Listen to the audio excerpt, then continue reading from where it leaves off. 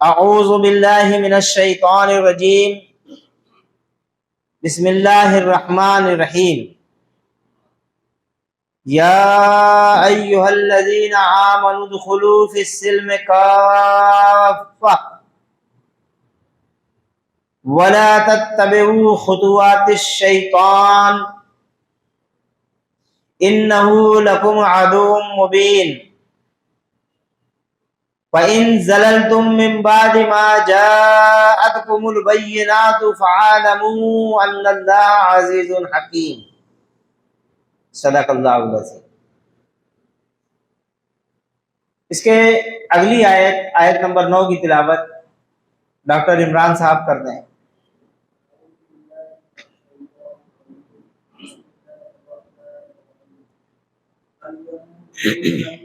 أيها الذين آمنوا ادخلوا في السلم كافة ریکارڈنگ چاہیے بجے ولا تتبعوا خطوات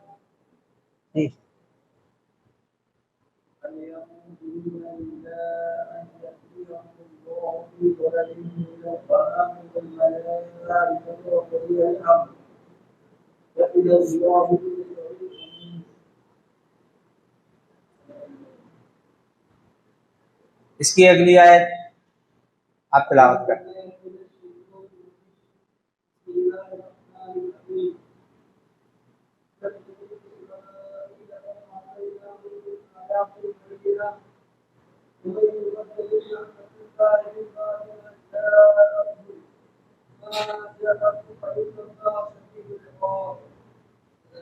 عبدالسلام بھائی۔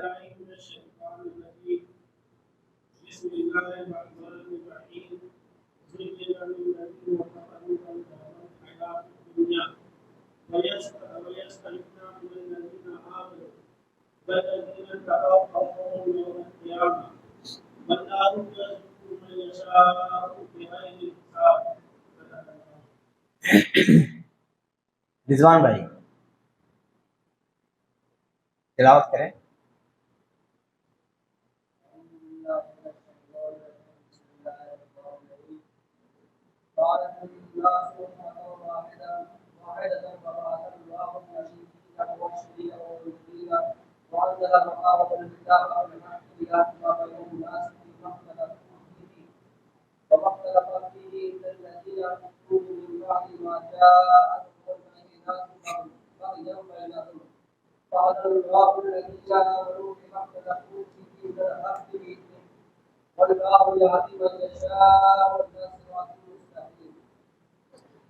اس کی اگلی آیت رضوان بھائی تلاوت کریں، آیت نمبر 214۔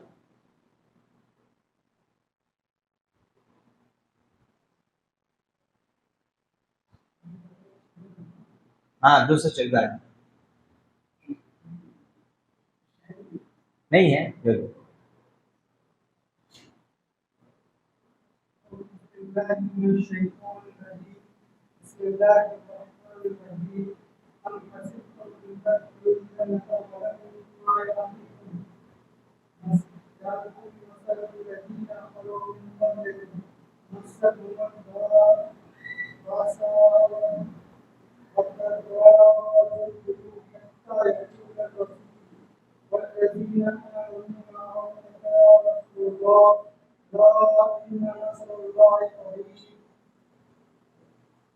اور کوئی رکھا ہے موبائل؟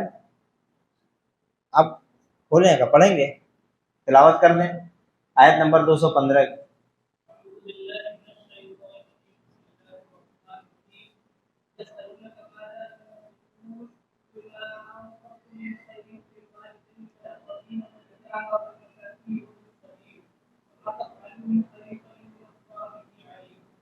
اور کوئی کھولا ہے؟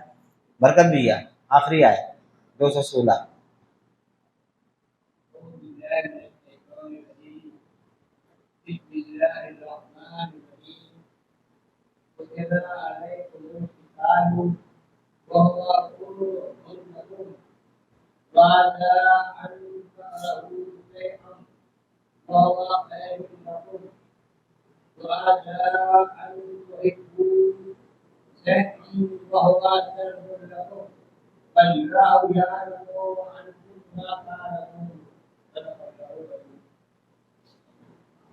یہ سورہ بقرہ کی 8 آیت جن کا مطالعہ ہونا ہے وہ تھی جس کی ابھی ہم لوگوں نے تلاوت کی۔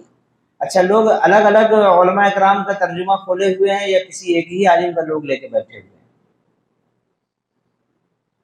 آپ کس کا لیے ہوئے ہیں؟ مولانا سید ابو العلا مودودی۔ آپ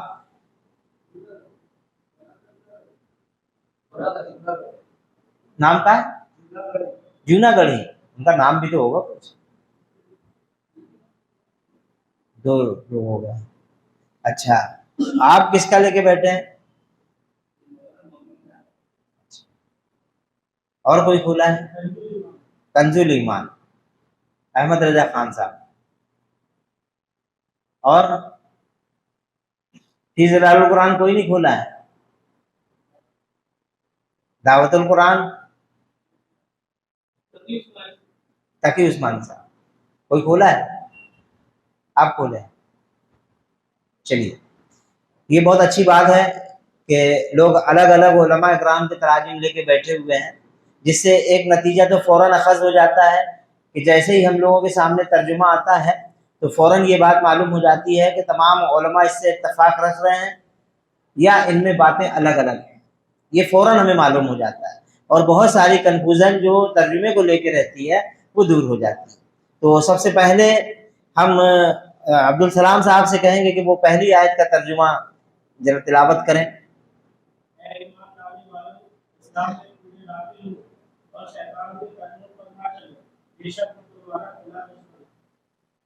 دیکھیے، انہوں نے کنز الایمان احمد رضا خان کے کیے ہوئے ترجمے کو ایک آیت کی تلاوت کی۔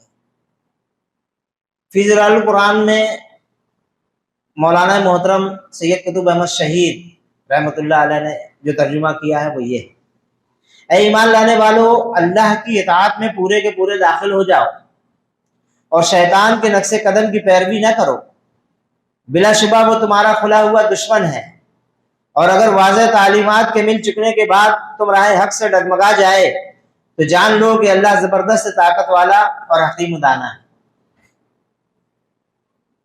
آپ دیکھو کہ احمد رضا خان کے ترجمے میں اور اس ترجمے میں کوئی فرق نہیں ہے، الفاظ وہی ہیں، بات وہی سمجھائی جا رہی ہے۔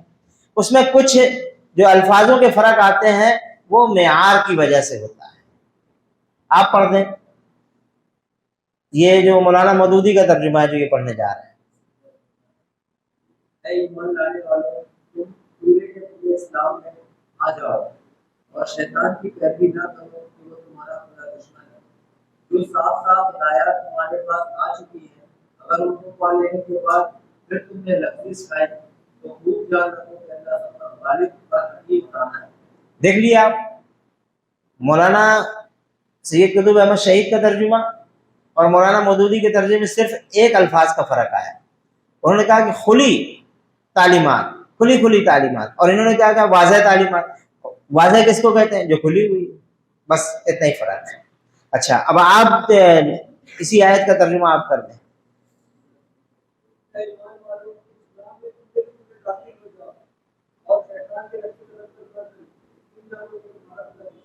تمہارا کھلا دشمن، آپ پڑھ دیں، وہی سیم ہے۔ دیکھیے بھائی، تو جتنے علماء اکرام کا بھی ترجمہ ہم لوگ کھولیں گے اس میں کوئی فرق نہیں ملے گا، کسی علماء نے ترجمے میں کوئی گڑبڑی نہیں کی۔ اب جو کچھ باتیں آتی ہیں عوام کی طرف سے یا خواص کی طرف سے، تو وہ باتیں صرف اس لیے آتی ہیں کہ ہم لوگ کہیں نہ کہیں تعصب کا شکار ہو جاتے ہیں، کہیں نہ کہیں پر ہم لوگ بے جا تعصب برت دیتے ہیں کہ نہیں ہم ان کی بات نہیں مانیں گے، ان کی مانیں گے، یا ہم ان کو چاہتے ہیں ان کو نہیں چاہتے، جس کے نتیجے میں کیا ہوتا ہے کہ ہمارے اندر کسی ایک جماعت یا کسی ایک عالم یا کسی ایک گروہ سے ہمارا عقیدہ بڑھتا چلا جاتا ہے اور اس کے نتیجے میں دوسرے تمام لوگ برے دکھائی دینے لگتے ہیں۔ یہ اس وجہ سے ہوتا ہے۔ تو یہ کیفیت امت کے اندر سے نکلنا چاہیے کہ ہم منجمد نہ ہوں کہ کسی ایک طبقے، کسی ایک جماعت، کسی ایک گروہ میں جو بات کہی جا رہی ہے بس وہی حق ہو اور دوسرے لوگ جو بات کہیں وہ حق نہ ہو۔ نہیں، ہمیں دوسرے طرف بھی جانا چاہیے، دوسروں کو بھی پڑھنا چاہیے، دوسروں کو بھی دیکھنا چاہیے، تو جو کچھ حق وہاں ہوگا وہ نکل کے سامنے آ جائے گا۔ بھائی جب تک آپ 10 لوگوں کو کمپیئر نہیں کریں گے، ملائیں گے نہیں، تو آپ کو کیسے معلوم پڑے گا کہ کون شخص ان 10 میں سے غلط گیا؟ مثال کے طور پہ ابھی یہاں پہ 6 لوگوں کی یا 5 لوگوں کے ترجمے کو لے کے بیٹھے، اب اگر 5 میں سے 4 آدمی کی ایک ہی بات ہو اور ایک آدمی کوئی الگ جا رہا ہو تو ہم کس کو ہٹائیں گے؟ عقل ہماری کیا کہے گی؟ بھائی 4 آدمی جس بات کو صحیح کہہ رہے ہیں اس کو 4 مان لیں گے، اور ایک آدمی جو الگ جا رہا ہے اس کو چھوڑ دیا جائے گا. اور یہی ہونا چاہیے کہ ہم 10 لوگوں کو پڑھیں، ان میں 9 جو بات کہہ رہے ہیں وہ بات مان لی جائے، لیکن 10واں جو آدمی ہے وہ اگر الگ جا رہا ہو تو اس کی بات چھوڑ. تو صرف وہ پہلی ہی آیت کا ترجمہ ابھی لیا گیا ہے اور اسی کے اوپر تسلی پہلے شروع ہوئی.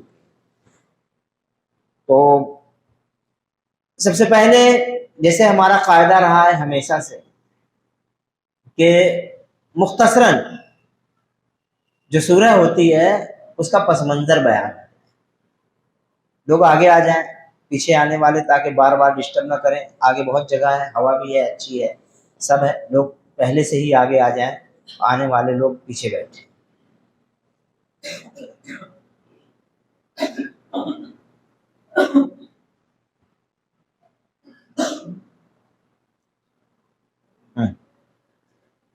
تو سورہ بقرہ کا مختصراً پس منظر بیان کرتے ہیں ڈاکٹر عمران صاحب.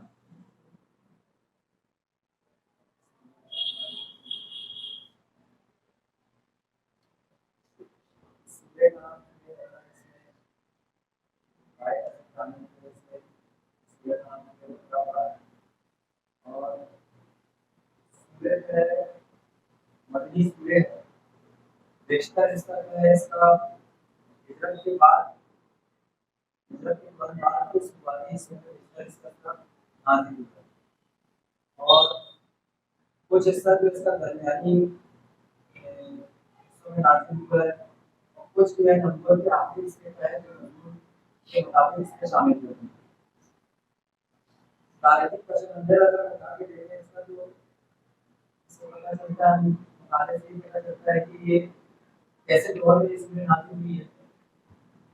تو پہلے مکے میں جو ہے اسلام کی دعوت جو ہے مکے میں پہلے دی جا رہی ہے، اس کے بعد جب ہجرت ہوئی ہے تو مکے میں دعوت چل رہی تھی مشرکین عرب سے، اور جب ہجرت کر کے یہاں سے مسلمان یا اسلامی جماعت ہجرت کر کے مدینہ منورہ پہنچی تو وہاں پہ ایک سابقہ جو ہے مسلمانوں کا اہل کتاب یہودیوں سے ہوئی، تو وہاں پہ جو ان کے مخاطب تھے وہ یہودی تھے جو کہ توحید، رسالت، آخرت، ملائکہ یہ سب کے قائل تھے، اس پر ایمان رکھتے تھے. تو ان لوگوں سے اللہ تعالیٰ نے ان لوگوں کو نصیحت دینے کے لیے جو بھی آیتیں نازل ہوئی ہے وہ ان کے وقت میں نازل ہوئی ہے، ان کے سدھار کے لیے. جیسا کہ دیکھا گیا ہے کہ یہودیوں نے پہلے سے موسیٰ علیہ السلام کو فالو کرتے تھے، حالانکہ یہ مسلمان ہی، اور انہوں نے ان کی تعلیم کو، موسیٰ علیہ السلام کی تعلیم کو، توراۃ کی تعلیم کو مسخ کر دیا، اس میں بگاڑ پیدا کر دیا، اور یہاں تک کہ ان کے علماء کرام، مشائخ اور جو کہ ان کے حکمراں تھے انہوں نے اس کو پوری طریقے سے تبدیل کر دیا. ان کے اندر اخلاقی اعتقادی بیماریاں پیدا ہو گئی، یہاں تک کہ اپنے حساب سے انہوں نے آیتوں میں بگاڑ پیدا کر دیا. جو آیتیں ان کے خلاف جاتی تھی اس کو تبدیل کر دیتے تھے، اور جو آیتیں ان کو اچھی لگتی تھی وہ رکھتے تھے. اس طریقے سے انہوں نے پورا بگاڑ پیدا کر دیا. یہ ماحول تھا مکے میں. ایک کنڈیشن یہ تھی جو سیٹ ہوتی ہے کہ ایسے ماحول میں یہ سورج پر نازل ہے. دوسرا ہم یہ دیکھتے ہیں کہ اسلامی تعلیم جو تھی دوسرے مرحلے میں داخل ہوئی تھی، اسلامی جماعت کی جو تعلیم کی ہوئی دوسرے مرحلے میں داخل ہوئی تھی. پہلے جو سامنا تھا مشرقین عرب سے تھا، جو کہ جن کے لیے یہ تعلیم ایک نئی نئی، جن سے یہ جن کے بارے میں کوئی جانکاری نہیں تھی کہ یہ نیا دین کہاں سے چلا ہے. پہلے مشرقین عرب مخاطب تھے، لیکن جب ہجرت کر کے یہ وہاں سے مدینہ پہنچے تو خطاب جو تھا وہ ایسے لوگوں سے تھا جو توحید، رسالت اور آخرت کو جانتے تھے. تو اسلامی تعلیم اللہ تعالیٰ نے وہاں پہ صرف اور صرف یہ تھا کہ جو مکے معظم میں لوگوں کو دین کی تبلیغ کرتے اور اخلاقی تربیت کو زیادہ دھیان دیتے. اور جب یہاں سے ہجرت کرنے کے بعد مدینہ منورہ پہنچے تو چھوٹے چھوٹی مختصر جماعتیں دین کے لیے اسلام کے لیے کام کر رہی تھی وہ ساری وہاں پہ اکٹھا ہوئی. اکٹھا ہونے کے بعد یہاں پہ اللہ کے رسول صلی اللہ علیہ وسلم کے ذریعے اور انصار کی مدد کے ذریعے ایک اسلامی چھوٹی ریاست کا قیام ہوا. اس ریاست کے قیام کی وجہ سے اللہ تعالیٰ نے اسلامی شریعت کا نفاذ کیا. یہاں پہ شریعت کے کچھ قوانین یہاں پہ نازل کیے جو معاشرتی، معیشت، اعتقادی اور قانونی اور سیاست کے جو اسلامی قانون تھے وہ اللہ تعالیٰ نے نازل کیے کیونکہ یہاں پہ ایک اسلامی ریاست کا انتخاب ہو چکا تھا، ایک اسلامی ریاست منظم ہو چکی. اب تیسرا اس ماحول سے بھی ہے کہ ماحول دیکھتے ہیں کہ ایک کشمکش جو کفار مشرکین عرب اور اسلام کے درمیان تھی، ایک نئی کشمکش میں یہ جماعت داخل ہو چکی. پہلے جو ان کا تعلق تھا، ان کا مخاطب تھے مشرکین عرب سے، وہاں پہ منتشر ہو کے مسلمان چھوٹا چھوٹا فرقوں میں چھوٹے چھوٹے گروپ میں کام کرتا تھا، علیحدگی الگ الگ ہو کے اپنا کام کیا کرتا تھا اور وہ اسلام میں داخل ہوتے تھے. جو بھی مسائل مشکلات ہوتی تھی فردن فردن ایک دوسرے پہ آتی تھی. لیکن یہاں پہ ہجرت کرنے کے بعد یہ ملک ایک اسلامی ریاست بنی جس کی وجہ سے پورا عرب کے پورے مشرکین اور بعض جو قبائل کے عالم والے وہ پورا ایک طرف ہو گئے تھے اور ایک طرف اسلامی چھوٹی ریاست تھی، جس میں یہ دیکھا گیا کہ اب ان کے سامنے ایک بڑی ذمہ داری آ کے کھڑی ہو گئی تھی جو مشرکین عرب کی طرف سے سامنے آنے والی تھی. ابھی جو فردن معاملہ تھا ایک ریاست کو ختم کرنے کا، ایک ریاست کے خلاف مخالفین جو تھے کھڑے ہو چکے. ایسا ماحول بھی، ایسا منظر اس وقت موجود تھا. اب ایسے منظر میں اللہ کے رسول صلی اللہ علیہ وسلم کے ذریعے ایک مہم بنائی گئی کہ اسلامی تعلیم، اسلامی جماعت کو بچانے اور اس کا دور کی بات تھی کہ اب ان کے وجود کا بھی ایک انسان کا تیاری چل رہی تھی کہ ان کے وجود کو بھی کیسے بچایا جائے. تو پڑھنے میں سمجھ میں آتا ہے کہ اس کے لیے وہاں پہ اللہ کے رسول صلی اللہ علیہ وسلم نے کچھ تدبیریں اور کچھ حکمتیں لگائیں جس میں اول تو یہ تھا کہ سب سے پہلے دین کی ابھی بہت مختصر لیکن جامع چیز آپ کے سامنے آ گئی پس منظر کے متعلق سے، اور پس منظر میں جو دو رخ دکھانا تھا وہ انہوں نے دکھا دیا. اور یہ آیت اسی واقعے سے خاص ہو جاتی ہے کیونکہ جو اس کے پہلے دو آیتیں بیان ہوئی ہیں، آیت نمبر 206 اور آیت نمبر 207، اس میں انہی دونوں کردار کو سامنے رکھا گیا ہے. ابھی جب آپ کے سامنے وہ بات کھلے گی تو آپ کہیں گے کہ واقعی وہ تو وہی بات ہے جو آج ہمارے سامنے پیش ہو رہی. واقعہ یہ ہے کہ ایک دفعہ علامہ اقبال رحمۃ اللہ علیہ اسپین گھومنے کے لیے چلے گئے. ان کو بہت تشویش تھی اس بات کی کہ مسلمانوں کی 800 سالہ حکومت کیسے ختم ہو گئی، وہاں کا ایک ایک مسلمان چن چن کے کیسے نکال دیا گیا. اسپین کی کچھ تاریخ سے تو آپ سب واقف ہوں گے، سب واقف ہیں کہ ہم اس کو بڑھا دیں، تھوڑا بڑھا دیں. اسپین حضرت زید یا حضرت زیاد رضی اللہ تعالی عنہ کے ہاتھوں پر فتح ہوا، اور فتح بھی اس انداز میں ہوا تھا کہ ایک عیسائی نے دعوت دی تھی آپ کو اپنے ملک میں آنے،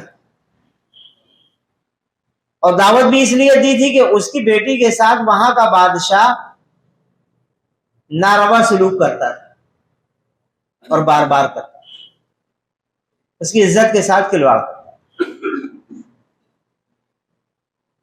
جب حضرت زیاد رحمت اللہ علیہ وہاں پہنچتے ہیں، سمندر پار کرتے ہیں، تو اپنے ساتھیوں کو حکم دیتے ہیں کہ کشتی کو جلا دیں، ساری کشتیاں جلا دیں.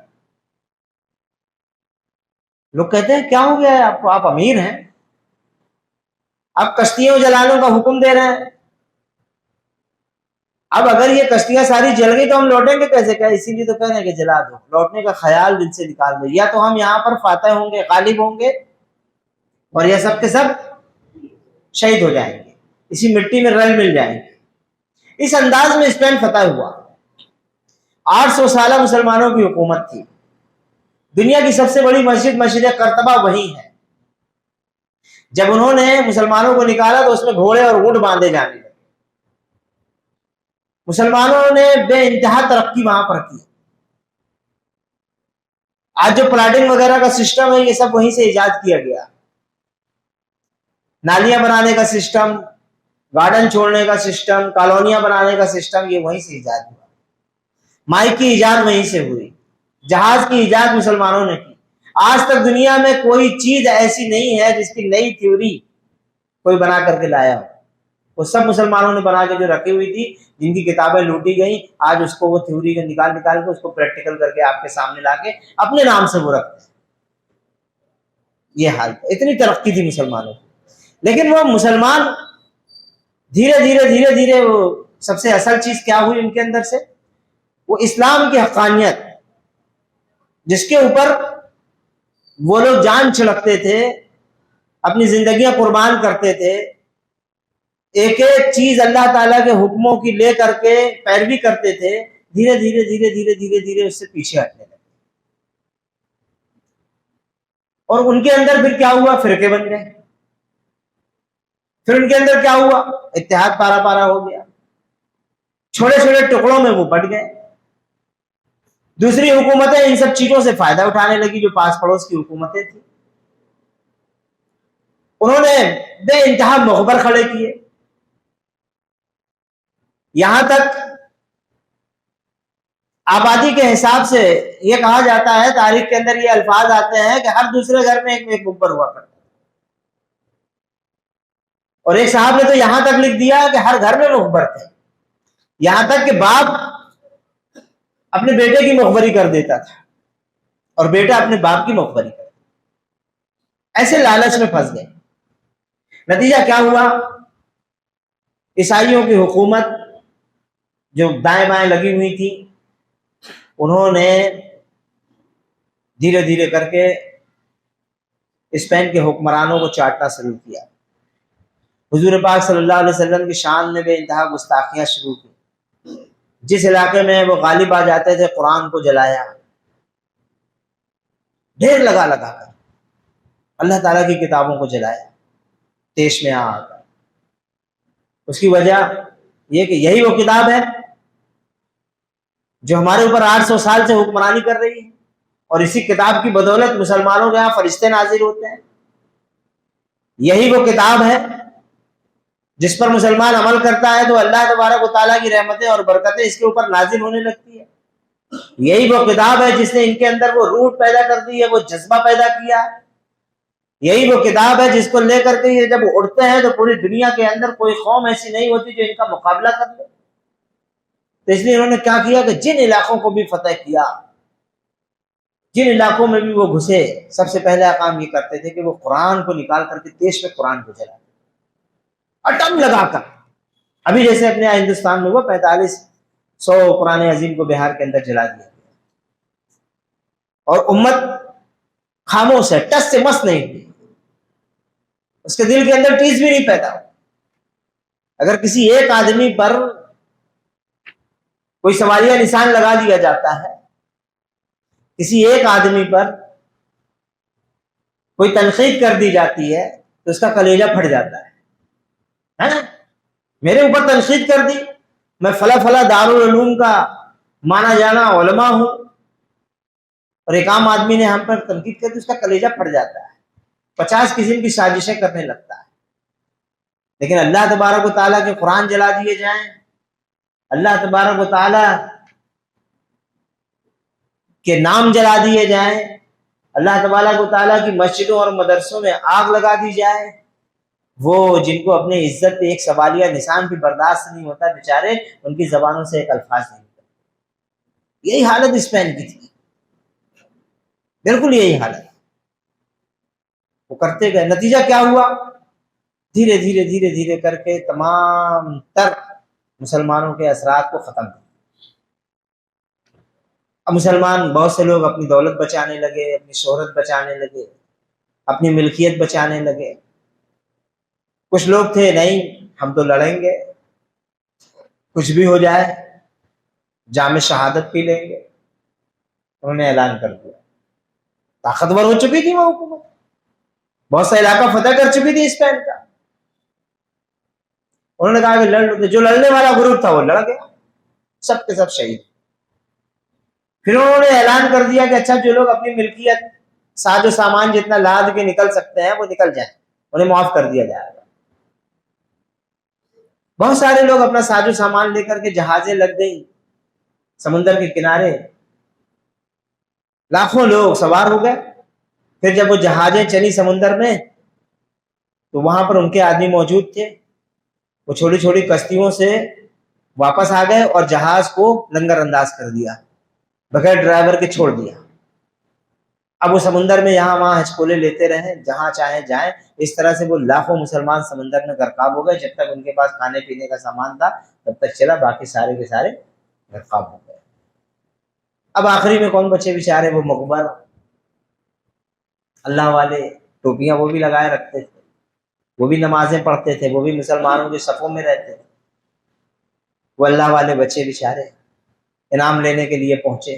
جب حکومت انعام دے گی، پہلے سے گڑھا کھود کے رکھا گیا تھا ان کے لیے، جتنے مقبر پہنچتے تھے اسی گڑھے میں ڈال دیا جاتا تھا. جب پر ہو گئے تو اسی میں پیٹرول ڈال کے آگ لگا دی، یہ کہتے ہوئے کہ جب تم اپنی قوم کے نہیں ہوئے تو ہمارے کیا. جب یہ حشر ہوا، پورا اسپین پہ مسلمانوں کا نام و نشان مٹ گیا.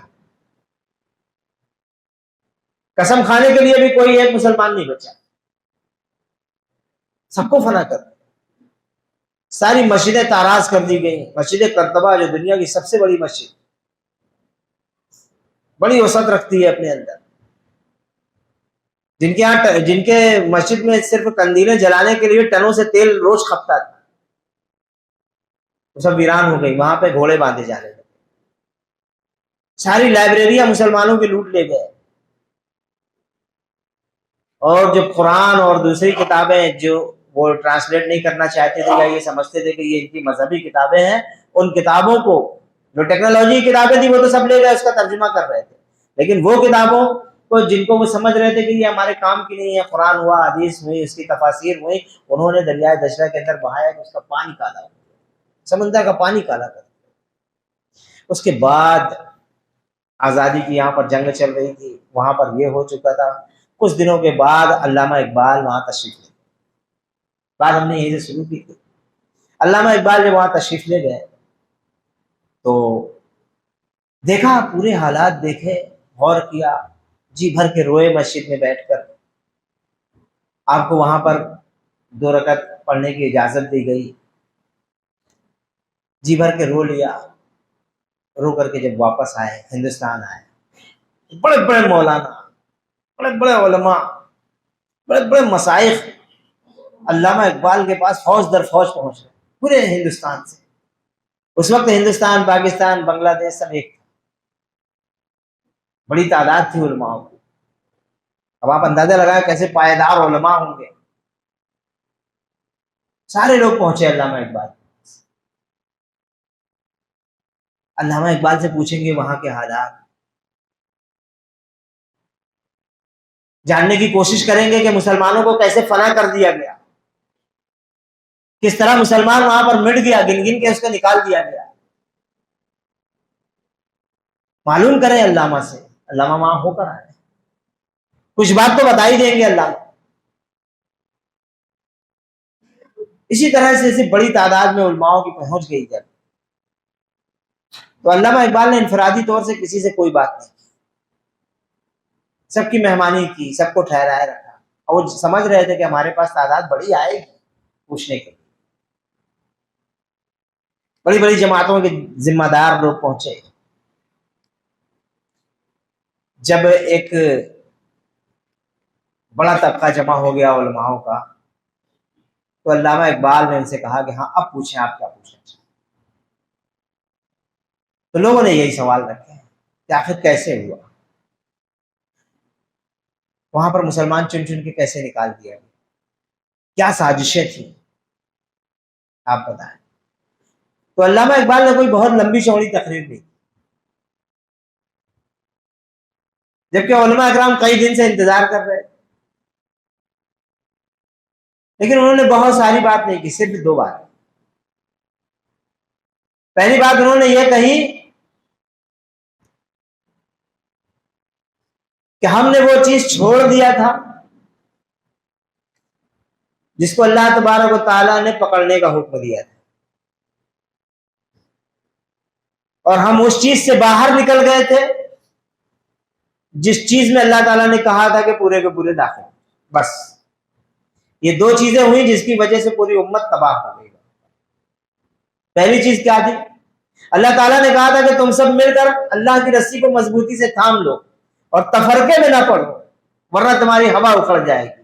وہ بات وہاں پہ وہی ہوئی، وہاں پر ایسے تفرقے میں پڑے کہ ان کی ہوا اکھڑ گئی۔ ان نمونہ ہے۔ اور اللہ تعالیٰ نے ان سے کہا تھا کہ تم اسلام میں پورے کے پورے داخل ہو جاؤ، وہ اسلام سے پورے کے پورے باہر نکل گئے جیسے ہم لوگ نکلتے ہیں۔ یہ 2 چیز سجدر رہ گئے۔ ہم اپنی تمہید اسی الفاظ سے اس لیے باندھے ہیں کہ آج ہماری مطالعے میں جو آیت ہے وہ یہی آیت ہے۔ اب وہ ہم نے جو 2 کردار کی بات کی تھی کہ اس کے پہلے جو آیت نمبر 206 اور آیت نمبر 207 ہے اس میں 2 کردار بتائے، جس طرح وہاں 2 کردار ہم نے آپ کو دکھا دیے، 2 چیزیں دکھا دی، اللہ تبارک و تعالیٰ نے ہمیں بھی 2 چیزیں دکھائی ہیں۔ پہلا کردار پیش کیا اللہ تبارک و تعالیٰ نے آیت نمبر 206 کے اندر، فرمایا جب ان سے کہا جاتا ہے کہ خدا سے ڈرو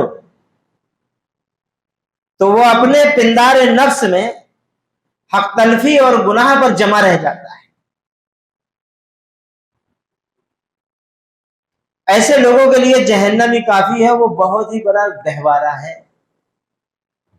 ایک کردار یہ کہ جب اس سے کہا جاتا ہے کہ فساد نہ پھیلاؤ، ایسا قصد نہ کرو جس کے اندر برائی ہو، کھیتی اور نسلوں کو تباہ نہ کرو، ہلاکت اور بربادی کو عام نہ کرو، کسی کے خلاف اپنے سینے کے اندر کینہ، بغض، عداوت مت پالو۔ اتحاد توڑنے کی کون سی چیزیں ہیں؟ یہی چیزیں تو ہیں، یہیں سے تو اتحاد پارا پارا ہوتا ہے۔ تو وہ کیا کرتا ہے؟ اس پر جمع رہتا ہے، کہتا ہے نہیں ہم تو وہی کریں جو میرے سمجھ میں آئے گا۔ اللہ تعالیٰ نے ایک کردار یہ پیش کیا، جب اس سے کہا جاتا ہے کہ خدا سے ڈر تو وہ اپنے نفس کے پندار میں گھمنڈ میں پڑ جاتا ہے اور اس کا غرور اسے گناہ پر جما دیتا ہے۔ اور دوسرا کردار اللہ تبارک و تعالیٰ نے یہ پیش کیا آیت نمبر 207 کے، کیا فرمایا؟ اور انسانوں میں سے کچھ لوگ ایسے ہیں جو اللہ کی رضا جوئی کے لیے اپنے آپ کو اس کے ہاتھ فروخت کر دے، اپنے آپ کو بیچ دے، اور اللہ ایسے بندوں پر بہت ہے۔ 2 چیزیں لائی، ایک کردار وہ جو اس کو گناہ پہ جما دیتا ہے وہیں ٹک جاتا ہے، اور دوسرا وہ کردار کہ جب اللہ تبارک و تعالیٰ کی رضا اسے حاصل کرنے ہو تو وہ یہ سمجھ جاتا ہے کہ ہم نے اپنی ہر چیز اللہ تعالیٰ کو بیچ دی، اللہ تعالیٰ کے ہاتھوں فروخت کر دیا ہے۔ اب جب اللہ تعالیٰ کے ہاتھوں وہ چیز فروخت ہو گئی ہے تو اب دوبارہ اس کے ہم کوئی ذمہ دار نہیں ہو سکتے کہ ہم اس کو دوبارہ کسی کو دیں یا بیچیں یا خریدیں۔ اس کے متعلق اور بہت ساری حدیثیں، پھر وہ صحابہ اکرام کے واقعات، سب کچھ جمع ہے، لیکن اصل میں ہمیں روشنی یہ دکھانا ہے آپ لوگوں کو کہ اسلام سے جب ہم لوگ باہر ہوتے ہیں اور ہمارا اتحاد جب پارا پارا ہو جاتا ہے تو اس کے نتیجے میں امت کہاں پہنچ جاتی ہے وہ آپ کو دکھانا ہے۔ اس لیے ہم نے بات کی تمہید کو اس جگہ سے شروع کیا جس جگہ کے مسلمان بربادی کا وہ منظر دیکھ چکے ہیں، اور ہم لوگ جس ملک میں رہ رہے ہیں بالکل وہی نقطۂ نظر یہاں پر اپنائے گا، اور یہاں پر بھی جو باطل اور اس کے اعلی کار ہیں اسی انداز میں کام کر رہے ہیں کہ یہاں سے یا تو مسلمانوں کو ختم کر دیا جائے یا مسلمان یہاں سے پلائن کر جائیں. دو چیز یہاں پر بھی پیش ہے. اب اس کو بہت زیادہ تصریح کرنے کی ضرورت نہیں ہے، بار بار یہ چیزیں ہمارے سامنے آ رہی ہیں، لگاتار آ رہی ہیں. اب تو بابانگے دوہل تقریروں میں باتیں ہو رہی ہیں، وہاں سے باقاعدہ اعلان ہو جاتا ہے مارنے کاٹنے جلانے ساری چیزوں کے کرنے کے، بہن بیٹیوں کو لے جانے کے سارے اعلان ہو رہے ہیں. اب یہ ساری چیزوں کی تصریح کرنے کی ضرورت نہیں، وہ سب چیزیں ہمارے سامنے موجود ہیں. اللہ تبارک و تعالیٰ نے آیت نمبر 208 کے اندر یہ کہا کہ اے لوگوں جو ایمان لائے ہو، تم سب کے سب پورے کے پورے اسلام میں داخل ہو جاؤ اور شیطان کے نقش قدم کی پیروی نہ کرو. بلا شبہ وہ تمہارا کھلا ہوا دشمن ہے، اور اگر واضح تعلیمات کے مل جانے کے بعد تم راہ خدا سے ڈگمگائے تو جان لو کہ اللہ زبردست طاقت والا اور حکیم ہوتا ہے. تو اب ہم چاہتے ہیں کہ عبدالسلام صاحب یا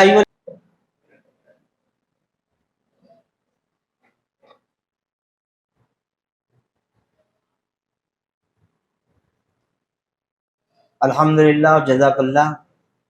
ابھی ہمارے 3 بھائیوں نے اس آیت کے اوپر حصہ لیا ہے. یا ایھا الذین آمنوا ادخلوا فی السلم کافہ ولا تتبعوا خطوات الشیطان انہ لکم عدو مبین.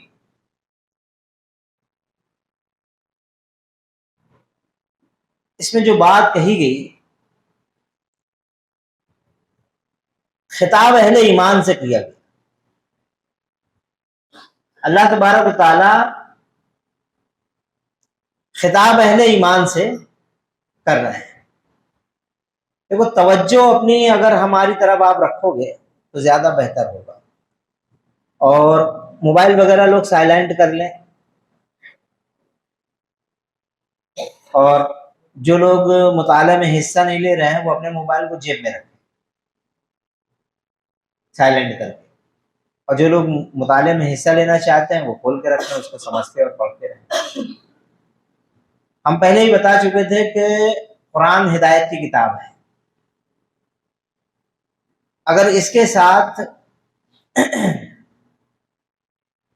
ہم اسی وقار کے حساب سے توجہ نہیں رکھیں گے اور اپنا معیار قائم نہیں کریں گے تو یہ ہدایت دینے والی کتاب ہمیں ضلالت دے دے گی. اللہ کی کتاب ہے، یہ کتاب زندہ کتاب ہے، عام کتابوں کی طرح نہیں ہے. اس کے اندر جو واقعات آتے ہیں، جو بات آتی ہے، وہ اللہ تعالیٰ کی طرف سے آتی ہے. یہ ہم نہیں بول رہے ہیں آپ سے. جب آپ کے سامنے قرآن پڑھا جائے تو اس کا مطلب یہ نہیں ہوتا ہے کہ سامنے والا کوئی مقرر آپ سے بول رہا ہے. اللہ تعالیٰ آپ سے مخاطب. اور اگر آپ توجہ دیں گے تو اللہ تعالیٰ آپ کو ہدایت دے دے گا. اللہ تعالیٰ نے کہا کہ جو ہماری طرف ایک بالشت بڑھتا ہے اس کی طرف ایک ہاتھ بڑھتا ہے، جو ہماری طرف چل کے آتا ہے اس کی طرف دوڑ کے جاتے ہیں. لیکن آپ ایک بالشت بھی نہیں بڑھیں گے اور پھر چاہیں کہ ہمیں وہ ہدایت مل جائے اور وہ فائدے مل جائیں جو صحابہ اکرام کے سامنے اللہ تبارک و تعالیٰ نے پیش کیا تھا. انا انزلناه فی لیلۃ القدر وما ادراک ما لیلۃ القدر لیلۃ القدر خیر من الف شہر تنزل الملائکۃ والروح. یہ بات ہم چاہتے ہیں کہ وہ جو صحابہ اکرام جو دنیا کے سب سے معجزین لوگ تھے، جو بات ان سے کہی گئی تھی وہی بات اب ہم سے کہی جا رہی ہے، اور وہی انعامات ہمیں ویسے مل جائے اور ہمیں ویسی محنت نہ کرنا پڑے. وہ لوگوں کا معاملہ تو یہ تھا کہ وہ اپنا پسینہ نہیں خون جھاڑ دیتے تھے اللہ تعالیٰ کا قرب حاصل کرنے کے لیے. اور ہمارا معاملہ یہ ہوتا ہے کہ ہم لوگ پرسکون ہو کر یکسو ہو کر اللہ تعالیٰ کی کتاب کو بھی نہیں سننا چاہتے. دنیا میں اگر سب سے زیادہ فساد برپا کیا گیا ہے آج تو اسی نام پہ برپا کیا گیا ہے کہ قرآن کو سمجھنے سے کس لیے پوری امت کو کس طرح روک دیا۔ آج جو آپ پوری دنیا میں مسلمانوں کے خلاف ایک فساد عظیم دیکھ رہے ہیں، صرف اس وجہ سے ہے کہ آپ کے پاس قرآن ہے۔ اگر آپ قرآن سے دستبردار ہونے کے لیے تیار ہو جائے، دنیا آپ سے دستبردار ہو جائے گی، آپ کو چھوڑ دے گی، جاؤ، کوئی مطلب ہی نہیں ہے۔ اسی لیے اپنے اور پرائے سب قرآن سے روکنے کی بات کریں۔ غصے میں جب ابھی ہم نے کہا نا، جب کافی تیش میں آتا ہے کیا کرتا ہے؟ قرآن کو جلاتا ہے۔ کتاب کے کاغذ جلانے سے اس کو کیا حاصل؟ کچھ حاصل ہوتا ہے؟ اس کو تسلی ہوتی ہے یہ وہ کتاب ہے جو ہماری تمام تر استبداد اور ظلم کے خلاف لوگوں کو کھڑا کرنے کی قوت رکھتی ہے۔ اس لیے یہ کتاب کو جھلا کر جلاتا ہے، غصے میں جلاتا ہے۔ ایک طرح تو وہ جلا کے خوش ہے، دوسری طرف ہمارا اپنا عمل بھی تو ہے، ہم لوگ اس کو نہ سمجھ کے خوش، کبھی تدبر نہیں کرنا، کبھی غور نہیں کرنا، کبھی اس کو کلیجے سے نہیں لگانا، اپنا اوڑھنا اور بچھونا نہیں بنانا۔ ہم بھی تو اس میں خوش ہیں، ہمیں کیا معلوم کیا ہے اس کتاب کے اندر، پتا ہے امت؟ ابھی پورا رمضان گزر گیا، لوگ 6 دفعہ قرآن پڑھنے والے ایسے لوگ ہوں گے، 6 دفعہ قرآن ختم کر دیے۔ ہمارے یہاں تراویحوں میں قرآن ختم کے قریب ہے، اور ذہنیت بھی ہماری ایسی بنی ہوئی ہے، فلاں جگہ چلو وہاں 15 منٹ پہلے ختم ہو جاتا ہے، وہاں ذرا زیادہ اسپیڈ سے پڑھنے والے آپ صاحب، یہ بھی ذہنیت ہے۔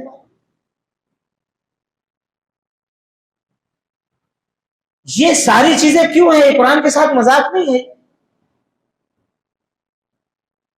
یہ اس لیے ہے کہ جب ہم بولتے ہیں نا وہ کہ یہ ساری چیزیں اس لیے ہیں کہ ہمارے علماؤں نے یہ دیا، تو آدمی کو برا لگ جاتا ہے، آپ علماؤں کو کہتے ہیں، کیوں نہ کہیں؟ کہاں ہے وہ علماء؟ آج اس جگہ جہاں ہم بیٹھے ہوئے ہیں، یہاں کسی عالم کو بیٹھے ہونا،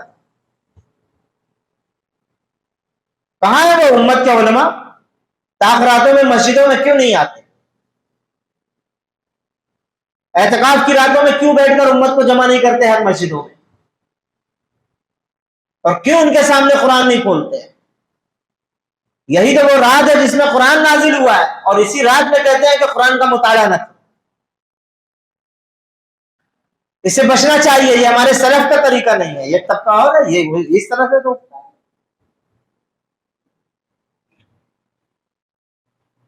بتاؤ، کوئی اس کی زبان پکڑنے والا نہیں ہوتا ہے کہ تم مطالعہ قرآن سے روک رہے ہو، قرآن کو سمجھنے سے روک رہے ہو، اور یہ کہہ رہے ہو کہ ہمارے سلف کا طریقہ نہیں ہے۔ کتنے طریقے ہیں جو سلف کے نہیں ہیں؟ اچھا، یہ لوگ بھی بڑے چالاک ہیں، سلف کہتے ہیں، صرف سمجھانے کی کوشش یہ کرتے ہیں کہ جب سلف کا نام لیا جائے تو آدمی صحابہ اکرام کو سمجھے، ایسا نہیں ہے۔ سلف کہنے کے بعد وہ کبھی کسی صحابہ اکرام کی سیرت کو آپ کے سامنے بیان نہیں کریں گے، وہ سلف کہہ کے رک جائیں گے۔ سلف سے مراد ان کے باپ دادا ہوتے ہیں، ان کے علماء ہوتے ہیں، ان کے مصائف ہوتے ہیں، صحابہ اکرام نہیں ہوتے۔ اگر صحابہ اکرام ہوتے تو جیسے ہی وہ سلف کہتے ہیں فوراً اس کے مقابلے میں صحابہ اکرام سے دلیل آنا چاہیے، یہ ہونا چاہیے۔ لیکن جب قرآن سے روکنا ہے نا تو ایک حمام میں سب ننگے دکھیں گے آپ۔ کیوں؟ قرآن ایک ایسی کتاب ہے کہ دنیا میں تمام لوگوں کی ناپ تول کر دیتی ہے برابری سے، سب کے کرتے پاجامے ناپتی ہے، کسی کو نہیں چھوڑتی۔ اس لیے ہر شخص کوشش یہ کرتا ہے کہ قرآن نہ کھولا جائے، نوجوانوں کے سامنے قرآن نہ آئے۔ ہاں، دوسری چیزیں خوب آئیں، یا ماں کے واقعات آئیں، بزرگوں کے واقعات آئیں، حدیثیں پڑھی جائیں۔ حدیثیں پڑھنے میں کیا بار بار کہتے ہیں، حدیثیں مضامین کے اعتبار سے لکھی گئی، پارٹس بنا ترتیب دی گئی، باب طہارت، باب غسل، باب وضو، باب نماز، باب روزہ، باب بنائے گئے نا سر۔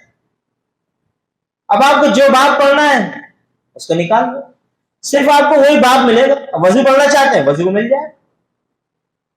اب آپ وضو بتاتے رہیں. کتنی مسجدیں ایسی آپ لوگ جانتے ہوں گے جہاں پر 20 سال سے صرف یہ سمجھایا جا رہا ہے کہ وضو ایسے کیا ہے. 20 سال ہو گیا. ہر جمعے کے دن خطبے میں یہ بات آتی ہے کہ وضو ایسے کیا جائے، اس میں اتنے فرائض ہیں، اتنی سنت ہے، اتنی نفل، پانی یوں لیا جائے اور یوں گرایا جائے. بس 20 سال سے وضو بہت آگے بڑھا تو پھر وہ صفوں کی ترتیب کہ جمعہ کے دن پر وہ ایک دوسرے کے صفوں کو پھاڑ کے نہ جائے، یہ نہ کرے وہ نہ کرے. 20 سال سے یہی سمجھا کیوں کیا جا رہا یہ سب، اور کوئی بات نہیں ہے. تو کیا ہے، ان کتابوں میں، ان واقعات میں، حدیثوں میں ہم اپنی مرضی کی چیز نکال کر جو چاہیں گے وہ اپنی مرضی سے اپنی چیز کو پھیلاتے رہیں. اب ہم جس طبقے کے ہیں، جس نظریات کے ہیں، اس نظریات کی حدیث نکال لیں گے اور آپ کو جو ہے بیان کرتے رہیں گے، لیکن قرآن نہیں کھولنے دیں گے. کیوں؟ قرآن ترتیبی کتاب نہیں، اللہ تعالیٰ کی ترتیب دی ہوئی ہے. جب اس کو الحمد سے والناس تک آپ پڑھیں گے نا تو پوری زندگی کو روشن کرے گی، پوری زندگی کے ہر پہلو کو بیان کرے گی. اور پھر ایسا نہیں ہے کہ ٹھیلا چلانے والے کے پہلو کو تو بیان کرے گی اور علماء کے پہلو کو بیان نہ کرے گی. ایسا بھی نہیں. کسی عورت کے پہلو کو بیان کرے گی اور مرد کے پہلو کو بیان نہ کرے گی. ایسا بھی نہیں. یہ سارے لوگوں کے پہلو کو یکساں طور پر بیان کرے گی. سب کے چہرے کو نمایاں کرتی ہے، سب کے سامنے یہ آئینہ رکھتی ہے. یہ ایسی کتاب ہے. اس لیے تمام تر علماء، تمام تر جماعتیں، تمام تر مولوی، تمام تر کفر اور شرک کے علم بردار اس قرآن سے، کیونکہ یہ سب کی تصویر کو دکھاتی ہے، سب کے سامنے آئینہ رکھتی ہے. دیکھو اس میں مخلص مسلمان کون ہے، پھر اس مخلص مسلمان میں دیکھو کہ کتنے % کا ایمان ہے. قرآن بتا دے گا. قرآن بتائے گا کتنا کون اسلام میں داخل ہے، کتنا باہر ہے. رکھو آپ، کون منافق ہے، کون فاسق ہے، یہ قرآن بتائے گا. کون دہریہ ہے، کون آپ کے اندر گھسا ہوا رزیل ہے جو امت کی جڑیں کھود رہا ہے. یہ سب بتائے گی. اس لیے ہمیں کیا کرنا ہے، قرآن سے روکنا ہے. اور ہمارا ماننا یہ ہے، بڑے بڑے بڑے علماء جو علماء حق ہیں آج اسی قرآن کے مطالعے کی وجہ سے جیل کاٹ رہے. معلوم ہے آپ، قرآن کی بات کی سلمان کو پسند نہیں آ رہی. عرب کا بادشاہ ہے جو آج، جس کو بالکل پسند نہیں آتی آج کے قرآن کی بات. قرآن کی بات کرو گے جیل میں دکھائی دو گے. کتنے علماء ہیں صرف اسی لیے کہ وہ قرآن کو کھول کھول کر تصریحات کے ساتھ بیان کر رہے ہیں. جب آپ قرآن کھول لو گے تو کیا ہے، قرآن ایک نظریہ دیتا ہے. اس آیت کو یاد رکھنا جو بات ہم کہیں، یا ایھا الذین آمنوا ادخلوا فی السلم کافہ، اے لوگوں جو ایمان لائے ہو اسلام میں پورے کے پورے داخل ہو جاؤ. یہ اسی کی تصریح چل رہی ہے، ہم یہاں وہاں کی بات نہیں کر رہے. اسلام ایک نظریہ دیتا ہے، ایک خیال دیتا ہے، رجحان بناتا ہے اور اس پہ چلنے کے لیے آمادہ کرتا ہے.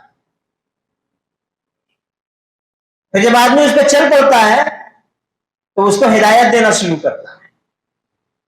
نماز ایسے پڑھو، روزہ اب رکھنا ہے، قربانی یوں کرنی ہے، جہاد ایسے ہوگا، کفر شرک کو ایسے مٹایا جائے گا، فلاں فاسق ہے، فلاں کافر ہے، فلاں مرتد ہے، فلاں منافق ہے. کتاب ہدایت دے.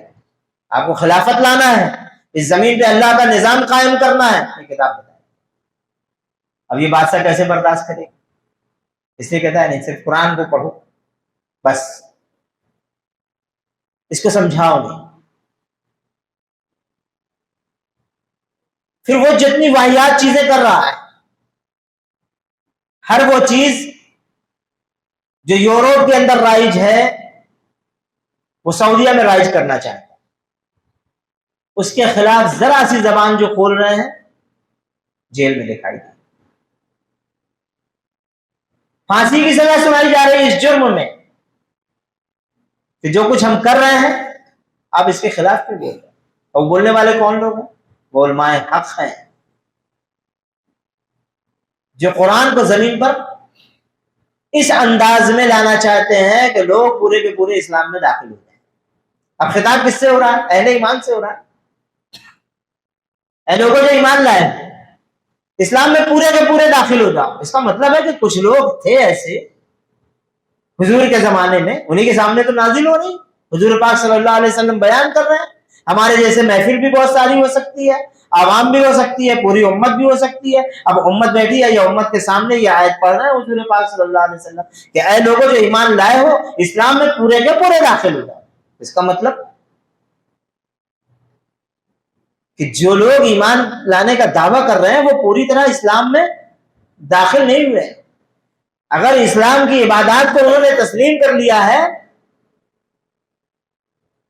تو اس کی سیاست کو تسلیم نہیں کیا۔ بات سمجھ گیا؟ عبادات کو تو تسلیم کر لیا، جہاں اسلام میں نماز پڑھنا ہے، روزہ رکھنا ہے، حج کرنا ہے، زکات دینا ہے اور اچھی والی نماز پڑھ لینا ہے، ایسے ایسے پڑھ لینا ہے، اس پر تو ہم ایمان رکھتے ہیں، اس میں داخل ہو گئے۔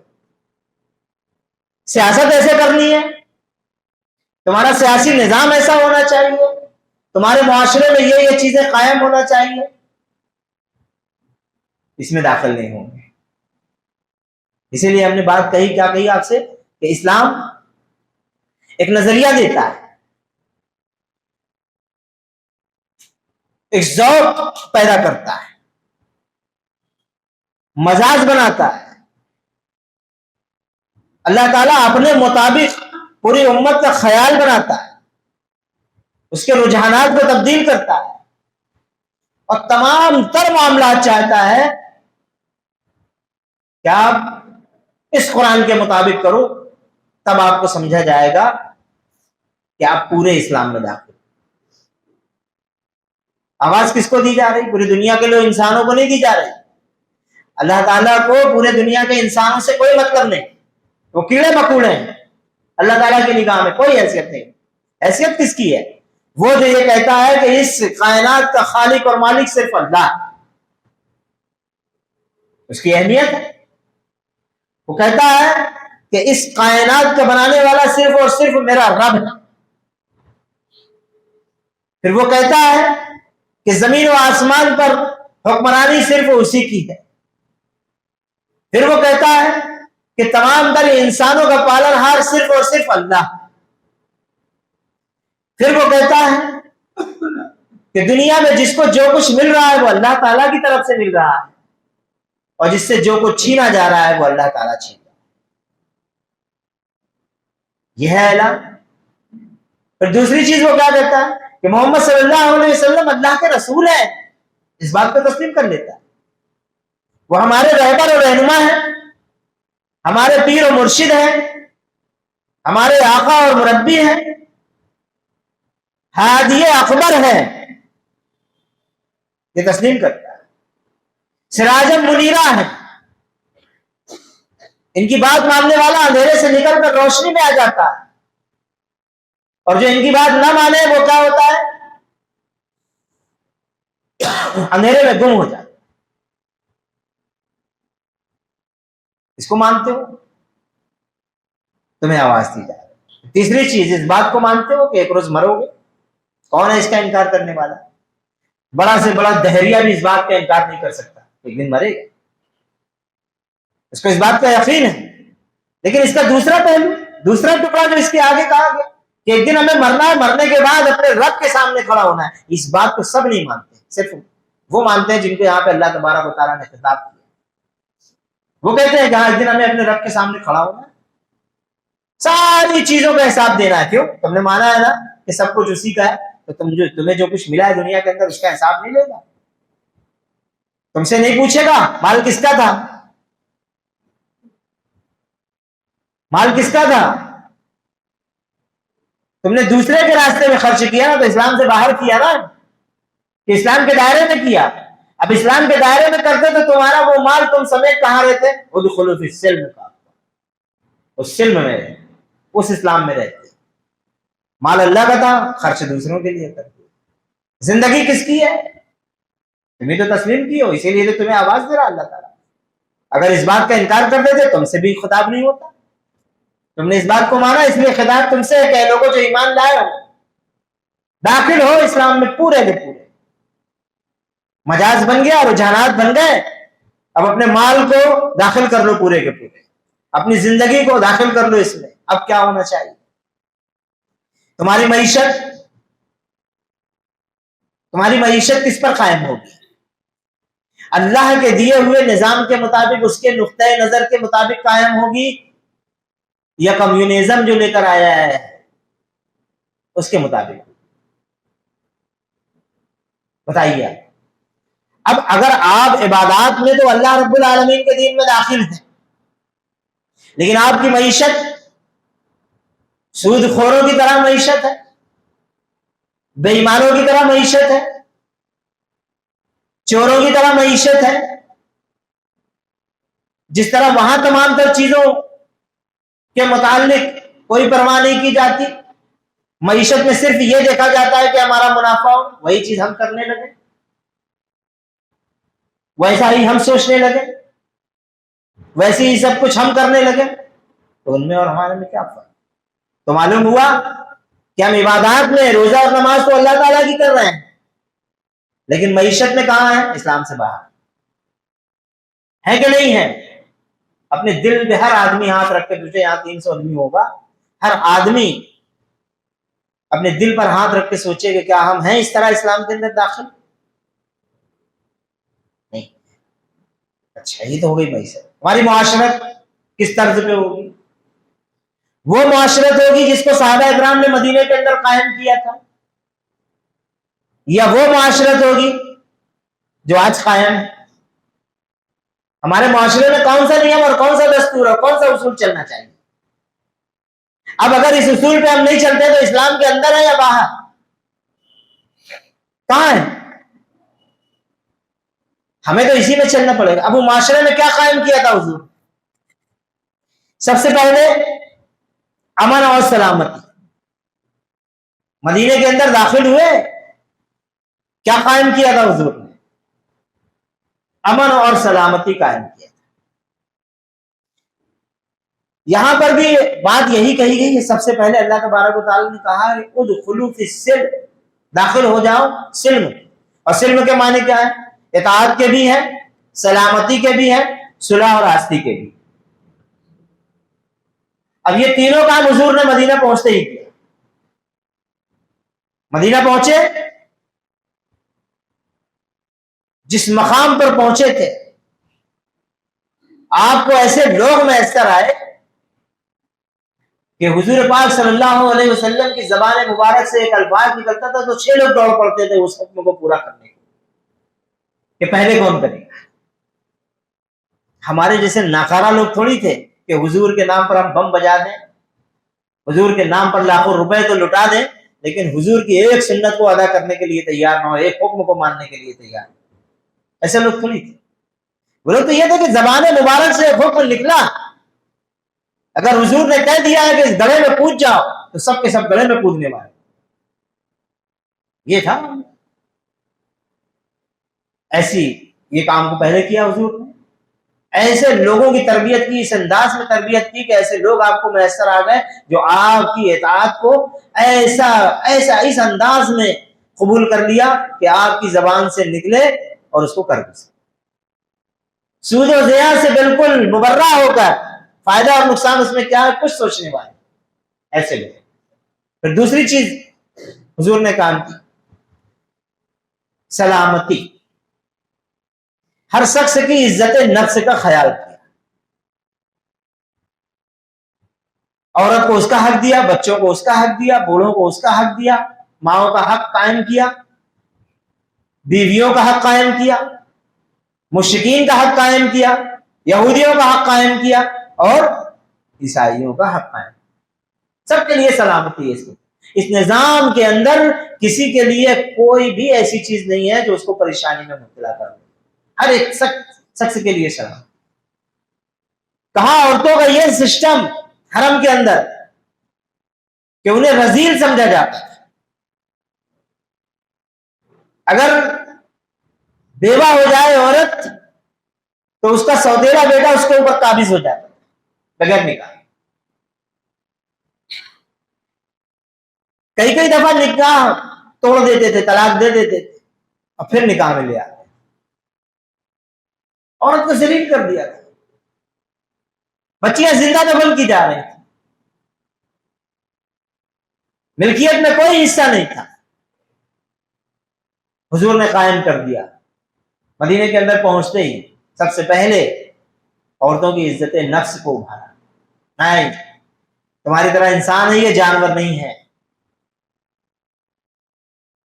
اللہ تبارک و تعالیٰ نے آدم کو اپنے ہاتھوں سے بنایا ہے، تو اس کو آدم کی پسلی سے نکالا، اور ایسا نہیں تھا کہ حوا کو جہنم میں رکھا ہو، آدم کو جنت میں، دونوں کو جنت میں رکھا۔ تم کون ہوتے ہو اس کی عزت نفس کو ٹیسٹ پہنچانے والے؟ حضور نے اس بات کو قائم کیا، ماں کے متعلق بتا دیا کہ اس کے پیروں میں جنت ہے، حاصل کر لے اسے۔ باپ کے تعلق سے کہہ دیا یہ جنت کا دروازہ ہے، جنت چاہتے ہو تو جب بڑھاپے کی حالت میں ان دونوں کو یا دونوں میں سے کسی ایک کو پاؤ تو ان کی خدمت کر کے جنت حاصل کر دو۔ بدبخت ہے وہ شخص جو ایسا نہ کرے۔ کیا معیار قائم کیا؟ آج اس پڑھے لکھے زمانے میں، بہت ترقی یافتہ زمانہ ہے نا، پھر ورد آشرم کیسے بن رہے ہیں؟ یہ ترقی ہو گئی ہے۔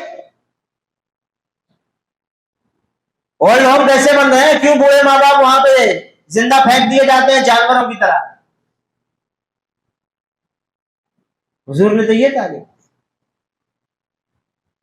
یہ تک تعلیم دے دی۔ اسلام کے اندر داخل ہوئے ہو نا، تمہارا پڑوسی اگر بھوکا ہے تو تمہیں نیند نہیں آنا چاہیے، تمہارا کھانا اس رات کا حرام، تمہاری کوئی عبادت اس رات کی قبول نہیں ہوگی اگر تمہارا پڑوسی بھوکا ہے۔ قائم کیا حضور نے مدینے کے اندر۔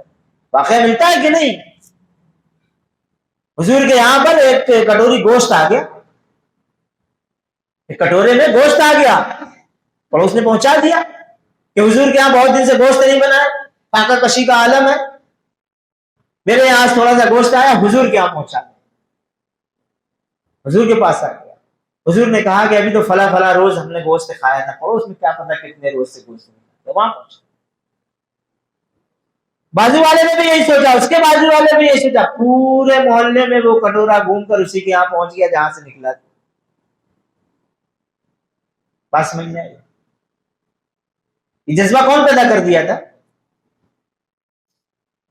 کون پیدا کر دیا تھا؟ یہ حضور پاک صلی اللہ علیہ وسلم کی تعلیمات ہے۔ گئی کہاں؟ آج ہم لوگ 20 لوگ ہیں تو 20 ٹکڑوں میں بٹے ہوئے، 100 آدمی ہیں تو 20 فرقے ہیں ہمارے اندر، 10 آدمی کے ایک فرقے ہو گئے۔ یہ کیسے ہو گیا؟ کس نے ڈالا؟ یہ ہے وہ شیطان جس کے آگے بات کہی گئی ہے، خطوات الشیطان۔ یہ وہ شیطان کے نقشے قدم پہ چل پڑے تو وہ ہو گیا۔ حضور کا نقشہ قدم تو یہ ہے جو ہم بیان کر رہے ہیں، ابھی تو 2 پہلو بیان کیے، اور صرف کہاں لے کے چلے ہیں ابھی آپ کو؟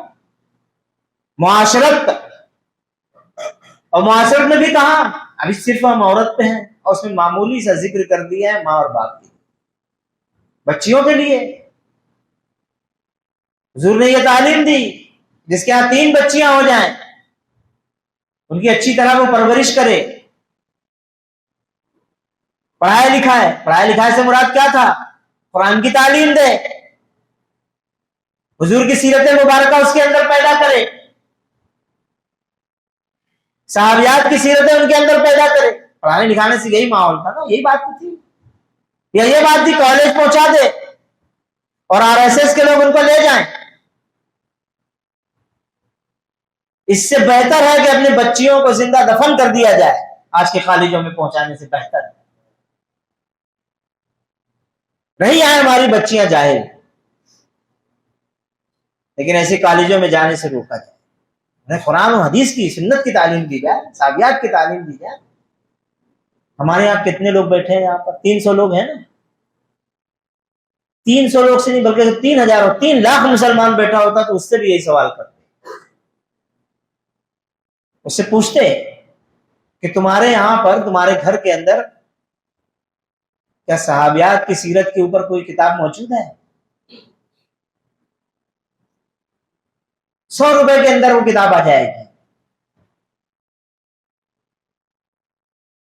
تذکیر صحابیات.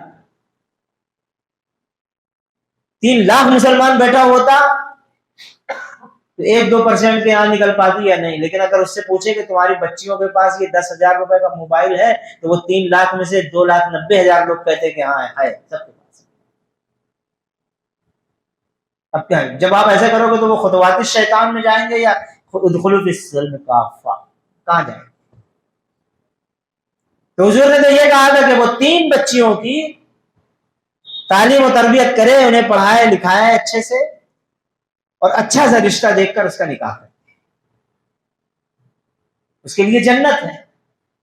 اب صحابہ اکرام تو صحابہ اکرام تھے، ہمارے طرح لوگ بے وقوف تو وہ تھے نہیں، نہ جاہل تھے اور نہ تو وہ شک میں مبتلا تھے کہ جنت نہیں ہوتی. جیسے بہت سارا مسلمان شک میں، کیا پتہ جنت ہوگی بھی کہ نہیں ہوگی، آج اچھا کام کر دے کیا پتہ وہ جنت ہے بھی کہ نہیں ہے، شک میں ڈلے ہوئے. وہاں شک میں تھوڑی تھے. فوراً ایک صحابی اٹھ گئے، اللہ کے رسول صلی اللہ علیہ وسلم اگر 2 بچیاں ہوں جن کے پاس، اب ان کے پاس 2 ہی بچی تھی، اگر وہ تعلیم و تربیت کر کے اس کا نکاح اچھے بچے سے کر دے تو حضور نے کہا وہ بھی جنت. واقعہ آتا ہے تاریخ کے اندر، لکھا لکھنے والے نے کہ اگر کوئی شخص پوچھ لیتا ہے کہ ایک بچی کے متعلق کیا، تو حضور یہ بھی کہہ دیتے کہ ایک بچی کے لیے بھی اگر ایسا معاملہ کیا تو وہ بھی جنت. اندازہ لگاؤ یہ تعلیم کہاں وہ زندہ دفن کیا جا اور کہاں یہ تعلیم. ہماری معاشرت ہے کہ آج اس پہ قائم. ہم نے اپنے معاشرے کو ایسا بنانے کی کوشش کی، ہم خود نہیں بن سکے، بنائیں گے کیسے؟ پہلے تو ہمیں بننا پڑے گا پھر بنائیں گے. ہم تو جھگڑوں میں ہیں نا، ہم لوگ کیا بنانے میں لگے ہوئے ہیں؟ اپنی اپنی ڈھپلی، اپنا اپنا راگ ہم لوگ بناتے ہیں. اپنا کیریئر، یہاں سے ہمارا کیریئر بنے گا، یہ بنانے میں لگے.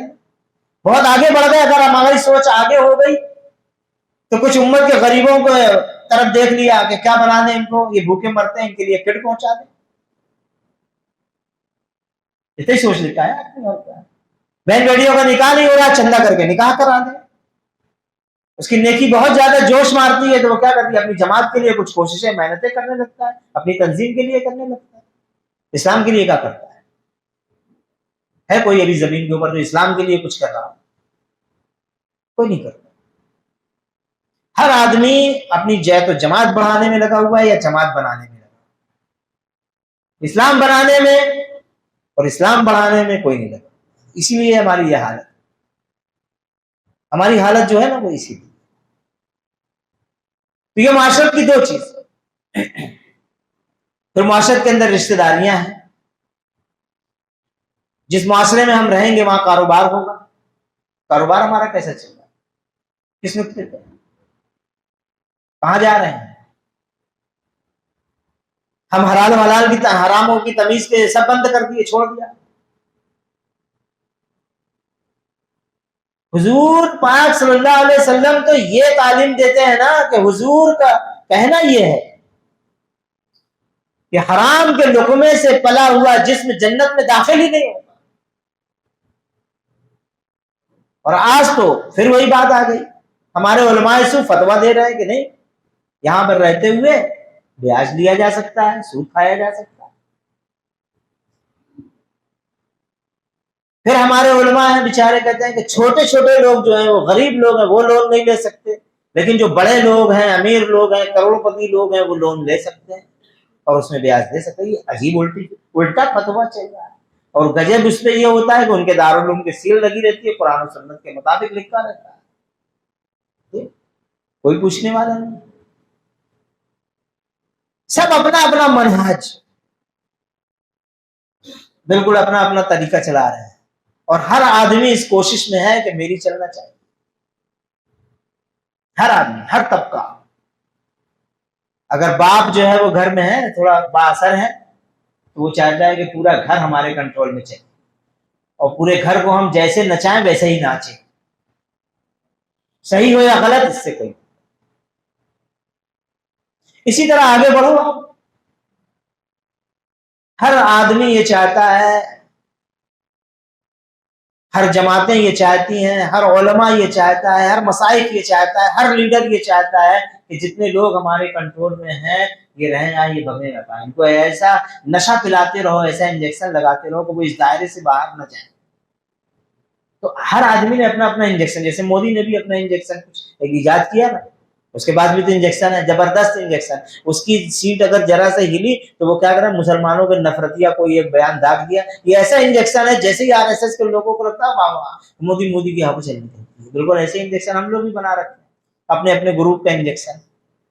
یہ والا لگا دو بس، یہ دیکھیے، اس کے علاوہ کچھ نہ دیکھے کہ کہیں اور ہے. یہ ہے وہ چیز. تو اللہ تبارک و تعالیٰ نے تو کہا کہ ہم پورے کے پورے اسلام میں داخل ہو جائیں. ہماری معیشت ہے، ہماری معاشرت ہے، نہیں، ہماری معیشت بھی نہیں. چلیے بھائی، تعلیمی ادارہ بھی ہمارے پاس ایسا نہیں. اگر کچھ تعلیمی ادارے ہم نے بنائے بھی ہیں تو وہاں پر بھی معاملہ کیا ہے، اگر وہ 25-30 سال 40 سال سے قائم ہے تو وہ وہی ہے لکیر کے فقیر، پھٹی سے اٹھ نہ سکے، وہی کے وہی ہے، کوئی ترقی نہیں ہوئی. اس کے مقابلے میں 40 سال سے جو اسکول دوسروں نے قائم کیے ہیں، ان کے اسکولوں کو دیکھ لو وہ کہاں پہنچے. تعلیم کا بھی ہمارا حال یہ ہے کہ ہم قرآن و حدیث سے نابلد خود ہیں، اور وہ تعلیم جس میں ہمیں ہمارا کیریئر دکھائی دیتا ہے اس کو حاصل کرنے کے لیے ہم آگے جاتے ہیں. اور جب ہم آگے جاتے ہیں تو وہاں ایک پلاننگ ہے، اور وہاں پلاننگ یہ ہے کہ انہوں نے اپنی بیٹیوں کو تیار کر رکھا ہے کہ مسلم نوجوان جو آگے آئے تم انہیں اچک لے جاؤ، اور کچھ ایسے لڑکوں کو تیار رکھا ہے کہ جو مسلم لڑکیاں آگے آئے تو تم انہیں اچک لے جاؤ. گویا ان کے اندر کا پڑھا لکھا طبقہ پورا کریم نکال کر ادھر لاؤ.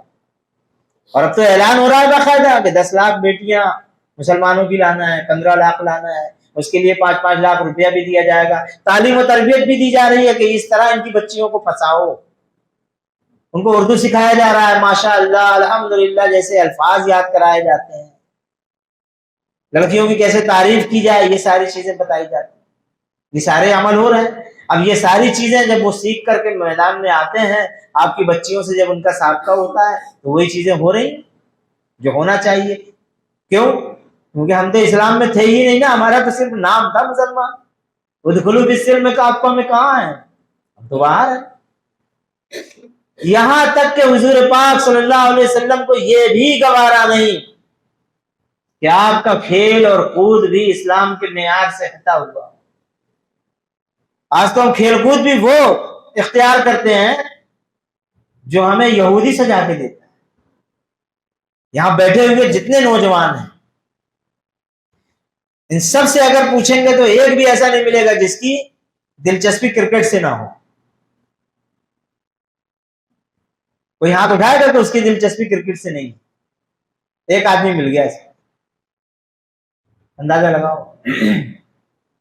جو آدمی کہہ رہا ہے کہ اس کی کرکٹ سے دلچسپی نہیں ہے، ہمارا جی چاہتا ہے کہ ہم اس سے بیعت کر رہے ہیں. فرشتہ صفت آدمی ہے یہ اگر وہ کرکٹ نہیں دیکھ رہا ہے. یہودیوں کا ایجاد کیا ہوا، اس کھیل سے ہمیں دلچسپی ہے.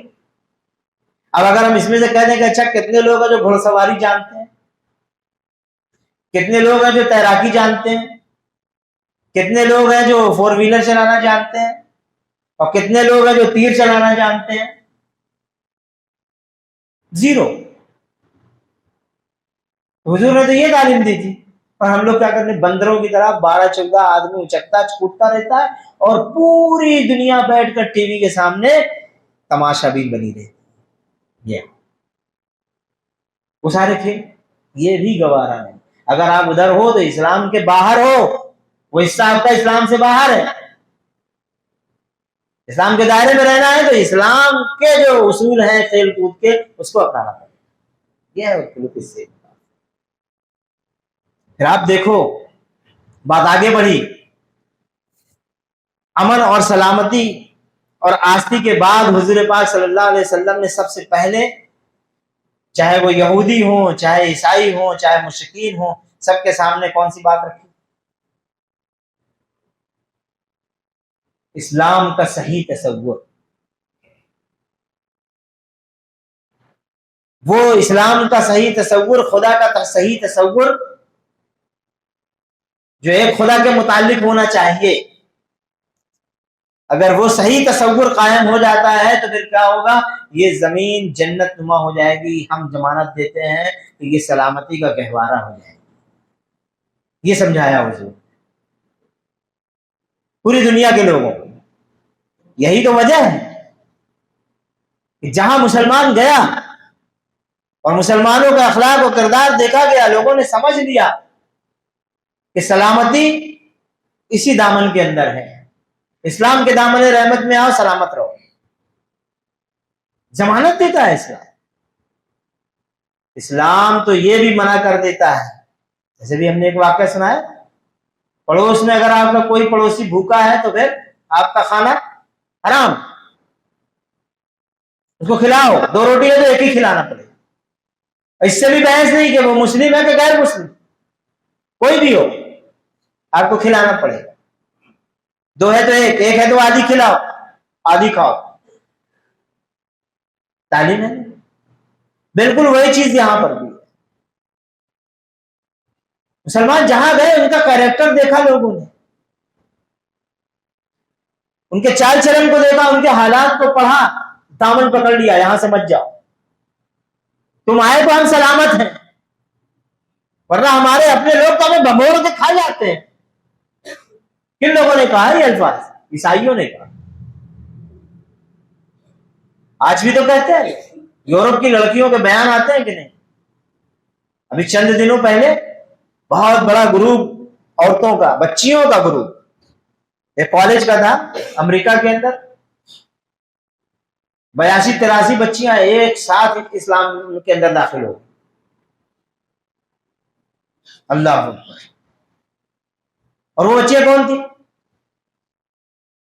کالجوں میں جن کو خوب لیکچر دیے جاتے تھے اسلام کے خلاف، خوب بکواسیں کی جاتی تھی اس کو ان کے سامنے، اسلام کے خلاف، قرآن کے خلاف، وغیرہ وغیرہ. وہ لوگ ایک دفعہ کسی ایک مسجد میں چلی گئی، بڑی مسجد تھی، اور وہ اسپین ہی کی مسجد، اس میں بڑے بڑے پتھروں پر کچھ قرآن کی آیتیں لکھی.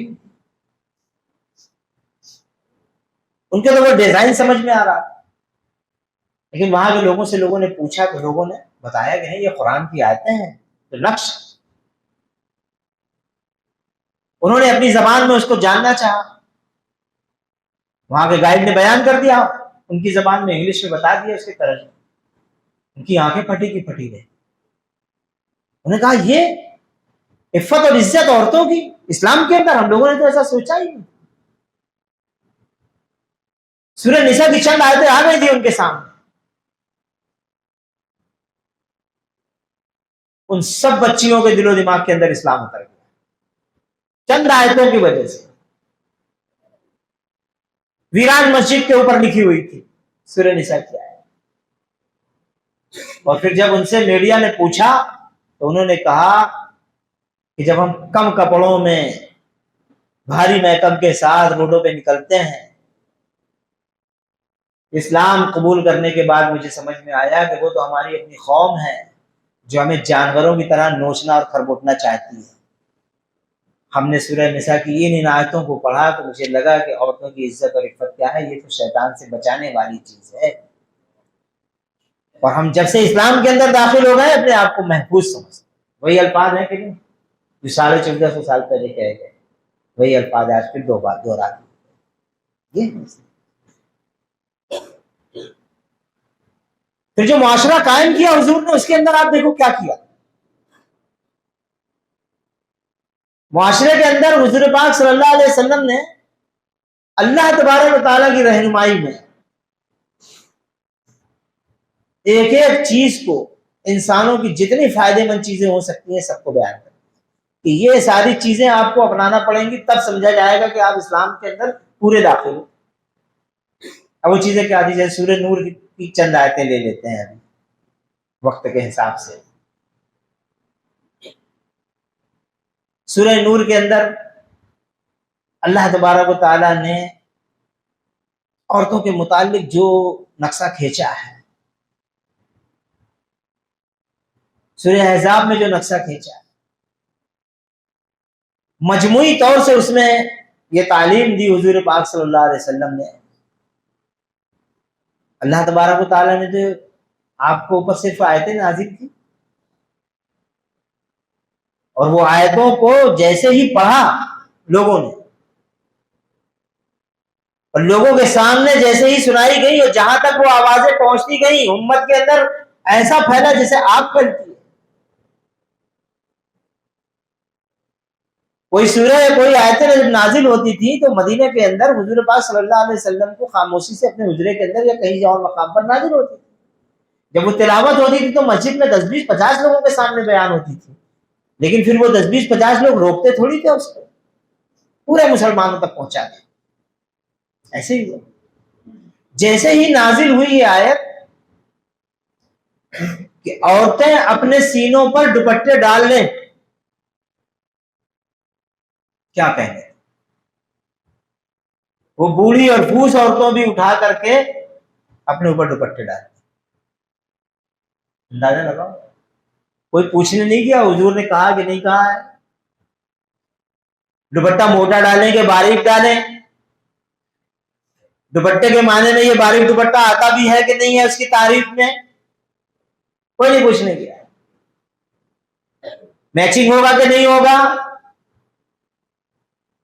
یہ سب نہیں کرنے گیا. حضور کا حکم آیا, جس کے پاس جو تھا. تاریخ کے اندر آتا ہے کہ ایک صاحب ایک بچی کے پاس کچھ نہیں تھا, اس نے بوریے ڈال دیے. ایک عورت نے آ کر سوال کر دیا حضور سے, حضور میرے یہاں 2 خواتین ہیں اور چادر ایک ہی ہے, دونوں آدھی آدھی ہو رہا. کوئی پوچھنے گیا؟ حکم آیا, اے محمد صلی اللہ علیہ وسلم اپنے مردوں سے کہہ دو کہ نگاہیں نیچی رکھیں, اور اپنی عورتوں سے بھی کہہ دو کہ نگاہیں نیچی رکھیں. لوگ گھبرا گئے, اپنی ماں اور بہنوں تک کو دیکھنا بند کر دیا. بعد میں جب حضور نے اس کی تصریح کی کہ نہیں بھائی اس میں یہ لوگ نہیں آتے, ان کو دیکھ سکتے, تب لوگوں نے نگاہ اٹھائی. تاریخ شاہد ہے. اب ہم لوگ آج مسلمانوں کے یہاں نوجوان کافروں کی کیا بات کو, مسلمانوں کے نوجوان سے ان کے پڑوس کی بچیاں محفوظ نہیں ہیں. ابھی عید آئے کہ اس میں گھمسان دیکھ لینا ہے کیا ایسا, اور کہاں یہ واقعہ جو ہم آپ کے سامنے رکھتے ہیں, صرف آیت آئی ہے ابھی کہ اپنے مردوں اور عورتوں سے کہہ دو نگاہ نیچی رکھیں, کوئی پوچھنے بھی نہیں کیا. سب کے تعلق سے نگاہ نیچی ہے. تو بعد میں تصریح ہوئی محرم اور غیر محرم کی, ایسا معاشرہ بنا. سورہ حجرات میں آیت نازل ہوئی, کوئی کسی کا مذاق نہ اڑائے, بند. پوری امت کے اندر کوئی کسی کا مذاق اڑانے والا ہے. بہت گمان نہ کرو, بہت گمان کرنا گناہ ہے, اس سے پرہیز کرو. گمان کرنا بند. اگر گمان کرنا ہے تو اچھے گمان کرو. کوئی مرد کسی مرد کا, کوئی عورت کسی عورت کا مذاق نہ اڑائے, ہو سکتا ہے وہ اس سے بہتر. خلق میرے تعلیم سے بالکل دور کر دیا. کوئی غیبت نہ کرو, غیبت کرنے والا شیطان اپنے بھائی کا, مرے ہوئے بھائی کا گوشت کھانے کے برابر ہے. جو بات حضور پاک صلی اللہ علیہ وسلم کی زبان مبارک سے نکلتی تھی آگ کی طرح معاشرے کے اندر پھیل جاتی, اور صرف پھیلتی ہی نہیں تھی, اس پر اسی وقت عمل ہو جاتا, اسی وقت, دیر نہیں لگتی. امریکہ کا واقعہ ہے کہ وہاں شراب بہت پی جانے لگی, بے انتہا شراب پی جانے لگی. محسوس ہوا وہاں کے حکمرانوں کو, رکھ دو پانی بھی, بعد میں لوگ پی لیں گے. وہاں کے حکمرانوں کو یہ محسوس ہوا کہ اگر قوم اسی طرح شراب پیتی رہی اور شراب میں پڑی رہی تو پوری قوم تباہ ہو جائے, برباد ہو جائے. اس کے لیے وہاں کے لیڈران, خیر پسند لوگ آپس میں طے کر لیتے ہیں کہ شراب پر پابندی لگائی جائے. لیکن انہوں نے کہا کہ شراب پر پابندی ایسے لگائیں گے تو کیا ہوگا, پوری قوم شرابی ہے، پہلے اس کا ایڈ کیا جائے. لاکھوں لاکھ پورے امریکہ میں پوسٹر نکالے گئے شراب کے خلاف، خوب پبلسٹی کی گئی، بڑے بڑے مضامین لکھے گئے، نشر و اشاعت ہوئی، سالوں پیپر میں اس کے خلاف مضامین لکھے گئے، پمپلیٹ بٹے، ٹرانجسٹر سے نشر ہوا، شراب کی خباثت لوگوں کے اندر بتائی گئی، اس کی تعلیم بڑھائی گئی، اس کے نقصانات بتائے گئے، ڈاکٹر اور انجینئر اور دوسرے قسم کے تمام لوگ لائے گئے، نفسیاتی طور سے بتایا گیا کہ شراب جو ہے کتنا نقصان نفسیات کو پہنچاتی ہے، جسم کو پہنچاتی ہے. یہ سب کیا، سالوں خربوں روپے اس کے اوپر خرچ ہوئے. اس کے بعد انہوں نے سمجھا کہ اب تو قوم سمجھ گئی ہوگی، پابندی لگی، شراب کے اوپر پابندی اعلان ہو گیا. جیسے ہی شراب پر پابندی لگی، امریکہ میں آگ لگنے لگی چاروں طرف، مارکیٹیں جلا دو، سرکاری اسپتالیں جلا دو، سرکاری بسیں جلا دی گئی، جہاز ہوائی اڈے میں آگ لگا، لوٹ مار مچا دیا لوگوں نے. ایک دن میں کئی خرب ڈالر کا نقصان ہوا، مہینوں احتجاج چلا. $1 کی شراب $70 میں بکنے لگی. کوئی شراب سے نہیں رکا. یہ سارا نقصان برداشت کرنے کے بعد گورنمنٹ کو اپنے احکام واپس لینے پڑے، شراب چالو کی جاتی ہے. ایک یہ معاشرہ ہے، اور ایک وہ معاشرہ تھا کہ جب حضور پاک صلی اللہ علیہ وسلم نے یہ آیت پڑھی کہ تم پر شراب حرام کر دی گئی، جیسے ہی آپ کی زبان مبارک سے یہ بات نکلی، لوگوں نے اپنے مٹکے توڑ دیے. یہ نہیں کہا کہ گھر میں جو رکھی ہے اس کو پی لے. یہاں تک واقعات ملے کہ لوگوں نے جام گلاس کو ہونٹوں سے لگایا ہوا تھا، آواز دی منادی کرنے والے نے کہ حضور نے یہ آیت پڑھ کر سنائی ہے، اللہ تبارک و تعالیٰ نے آج سے شراب حرام کر دی. لوگوں نے اپنے گلاس کر دی، جن کے منہ میں تھا کلی کر دیا، گلے تک پہنچی ہوئی تھی حلق سے الٹ دیا انگلی مار. تاریخ کے اندر آیا کہ برسات کے پانی کی طرح وہاں پر شراب بہا دی گئی. ایک کوئی پوسٹر نہیں نکلا، کوئی پمفلٹ نہیں بٹے، کوئی تقریر نہیں ہوئی، کوئی نشر و اشاعت نہیں. کون سی چیز تھی وہ؟ اور پھر جن کو حکم دیا گیا وہ بھی کچھ سوچنے والے نہیں کہ ٹھیک ہے اللہ کے رسول صلی اللہ علیہ وسلم ہمارے لیے آرام ہو گئی، یہودی کو بیچ دیں، پیسہ تو مل جائے گا. ہمارے لیے آرام ہو گئی، مشرکین کو دے دیں، ارے فلاں دوست ہے فری کی دے دیں. سوچا کیا؟ پوچھنے گئے کہ کون سی خراب ہے، حرام کون سی ہوئی ہے، انگور والی یا گیہوں والی؟ مہوا کی شراب حرام کی گئی یا انار کی؟ پوچھا کسی نے؟ تاریخ کے اندر ایسے کوئی الفاظ نہیں.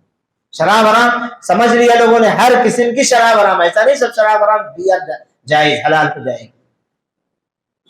ہمارے یہاں تو ملا جی بیئر بھی ڈھکیل رہا ہے، وہ تراوی بھی پڑھانے آ رہا ہے نا ایسے ملا جی کہ نہیں ہے؟ اور لوگ اسے تراوی سنتے ہیں اور پھر کہتے ہیں وہ بیئر بھی رہا ہے تو وہ شراب تو نہیں. حیرت ہوگی آپ کو، ماجم لوگ زندہ ہیں ایسے لوگ. بیئر پینے کے بعد تراوی پڑھا دیا، اور تراوی پڑھا کے نکلے تو بیور پیے، ایسے لوگ. اور یہاں پر یہ اللہ تبارک و تعالیٰ نے جو کہا نا کہ ادخلوا بالسلم کا، آپ کو ان لوگوں سے ہے. مانتے ہو کہ اللہ ایک ہے، محمد صلی اللہ علیہ وسلم اللہ کے رسول ہے، آخرت دیکھ رہے ہو، ہوگی حساب و کتاب دیکھو تو چلو داخل ہو جاؤ پورے پورے اسلام میں. 37 دیا، ہر چیز چھوڑ دی، کوئی چیز باقی نہیں. کتنی مثال دیں گے آپ؟ تھوڑے میں زیادہ کو سمجھو. آج جو کچھ ہمارا حال ہے کہ ہم اسلام سے باہر رہنے کے بعد بھی سمجھتے ہیں کہ ہم اسلام کے دائرے میں، وہ صرف اس وجہ سے ہے کہ ہم لوگوں نے اس قرآن کو چھوڑ دیا. اور خدا کی قسم آج امت کو سب سے زیادہ قرآن سمجھنے کی ضرورت ہے. کوئی اور چیز نہ سمجھے، سب سے پہلے قرآن سمجھے. قرآن کل ہے. جب آپ قرآن کو تفسیر کے ساتھ پڑھیں گے تو پھر یہ تفسیر میں تمام تر حدیثیں بھی آئیں گی، صحابہ اکرام کے واقعات آئیں گے، اس دور کے حالات بھی آئیں گے، پوری 23 سالہ تاریخ بھی آپ کے سامنے نمایاں ہو جائے گی. کب؟ جب آپ تفسیر پڑھیں گے. اور اگر آپ نے قرآن کو چھوڑا، باقی دنیا کی تمام تر کتابیں پڑھتے رہے، یہاں تک کہ حدیثیں بھی پڑھتے رہے، تو آپ کی کوئی گارنٹی نہیں ہے کہ وہ آپ کو ہدایت دے دے۔ ہدایت کے لیے تو صرف اور صرف یہی کتاب ہے، اور یہ کتاب کہہ رہی ہے کہ سب سے پہلے آپ داخل ہو جاؤ اسلام میں۔ اب اس کے بعد جو جملہ ہے وہ ہے وَلَا تَتَّبِعُوا خُطُوَاتِ الشَّيْطَانِ، انشاءاللہ وہ وقفے کے بعد آپ کے سامنے ہم رکھیں گے۔ ربنا تقبل منا انک انت السمیع العلیم وتب علینا انک انت التواب الرحیم، وآخر دعوانا الحمد للہ۔